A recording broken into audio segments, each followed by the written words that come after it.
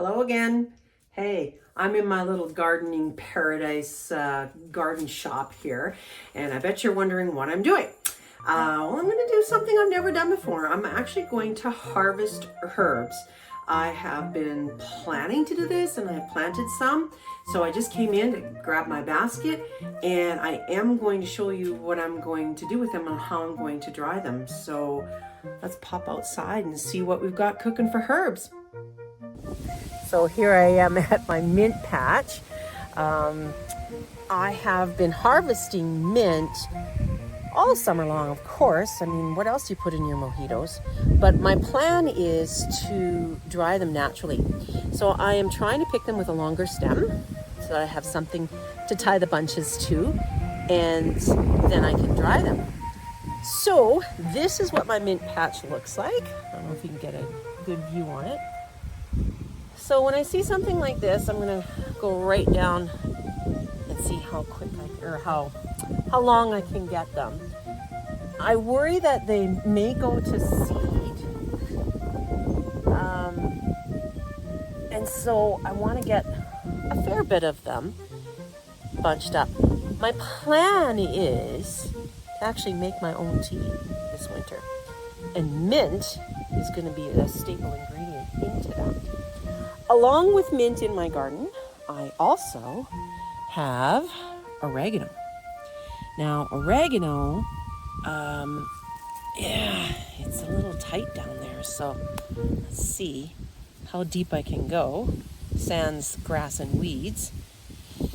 Oh, it smells fantastic. I understand that the spicier the oregano is, the closer to the end of the season it is. So I don't know. So I'm going to put oregano on one side, mint on the other, and we'll see how much I can get pulled up here. And then we'll move on to the next one.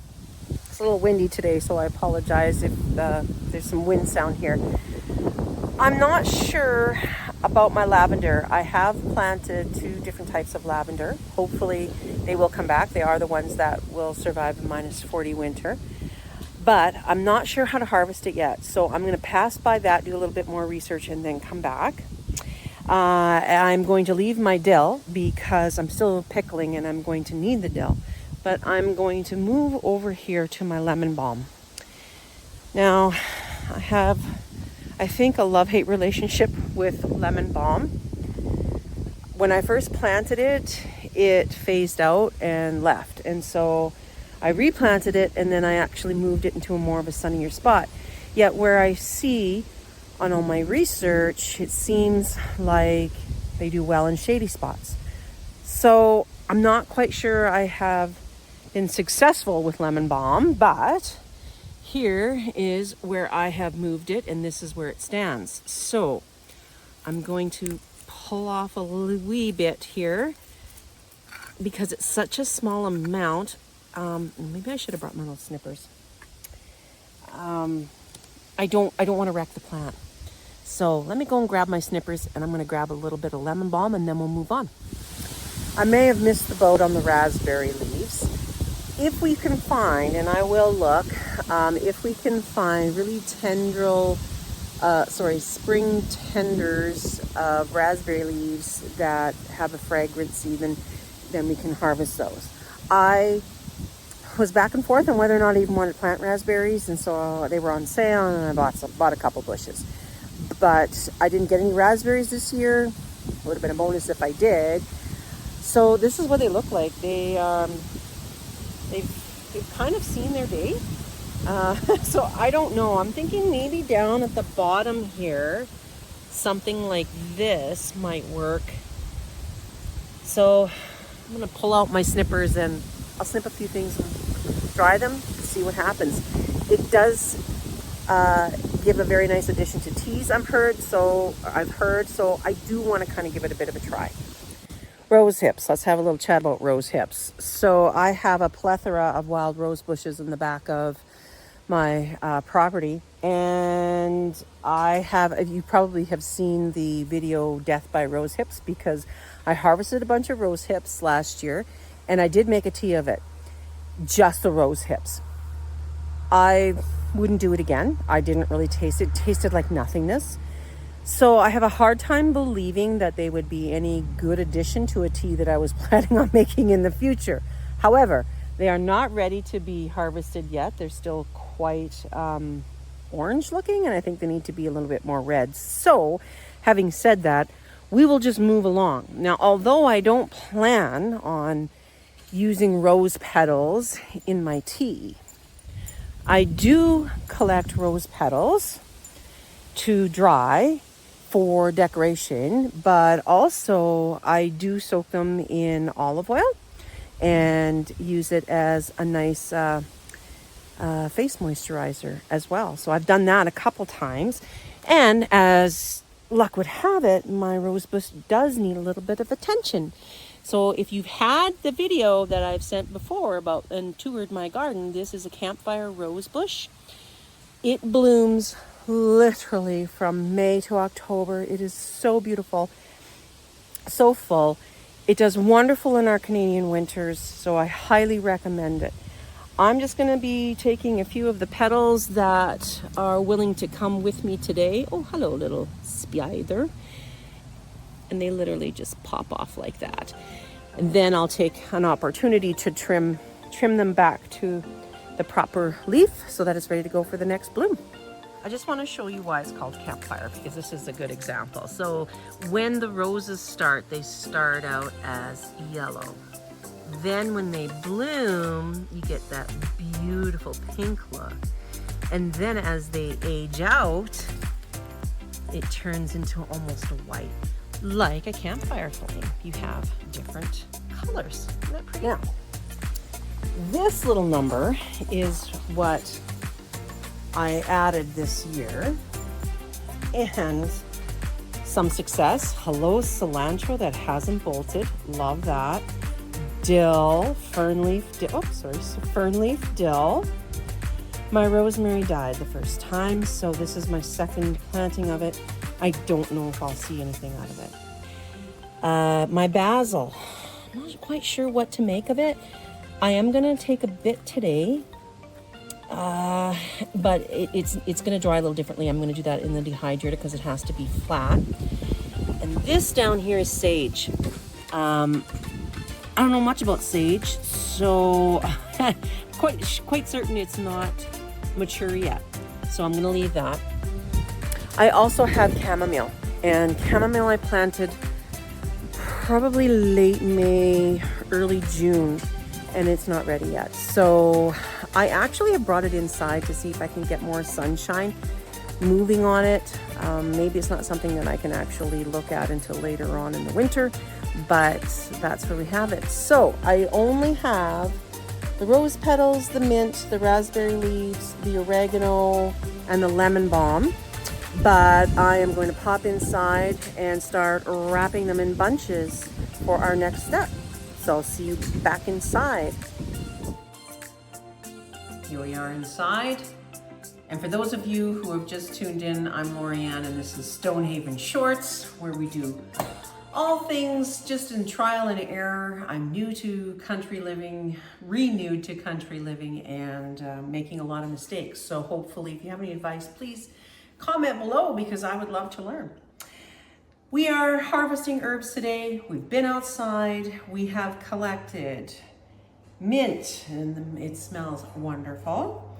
We have collected lemon balm. We have collected, this is Italian oregano. And we are trying raspberry leaves, and we have a beautiful selection of rose petals. So the next thing on our list is we want to get these dried. Now I am doing this live. I have never done anything like this before. And of course I don't have any nice little fancy burlap string. I just have this ball of yarn. So hopefully I'm like, well, it'll tie, so it should work.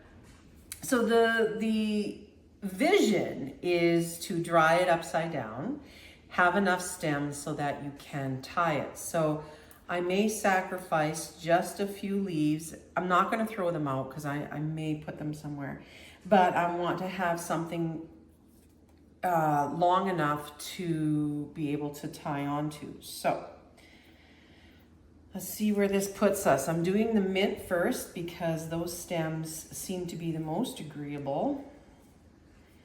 And I'm not even sure how many should be in a bunch, but I do know that when you're drying naturally, it should be in a cool, dark, dry place. So we started out this tour with my location inside my little utopia garden shed area, and that is sort of my plan to make several just resting in there while I wait for the rest of the harvest to come. What I think I'm going to do now that I have, as you can see, I'm trimming and I have a nice selection here, I'm gonna try doing that one in the dehydrator, because I'll have my dehydrator running anyways to do my basil. So I think that's probably about a good sized bunch. If I put too many together, my fear is that they will just hold the moisture and it'll take longer. So let's get that wrapped up. Now, if Mr. Gregory was here, he'd have some fancy knot for me to do, but I really have, I'm not deficient. So I will just do my very best to make some sort of a knot with a tail, because, hey, that kind of works. Okay. Because I want to see if I might need to hang it. Sorry, my dog's having a little fit. So let me finish up the mint and the oregano, and then we'll see what we're going to do with these raspberry leaves. See if we can get them in a nice little bunch. I figured it out.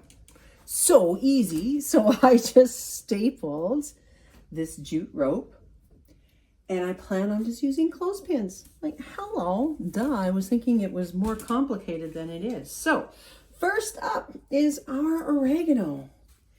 Oh, I hope it actually maybe isn't too heavy for said jute string. Oh, let's see. I think it should be okay. Adds a nice little flair. Mint is up next. You know what I could do is just, oh, that might not work. I was thinking of just putting the string there, but that's not secure enough. So anyways, next is the mint. Then we have, oh yeah, that's one mint. This is the second mint. Oh, that's a smaller one. I use the bigger ones, they're the best.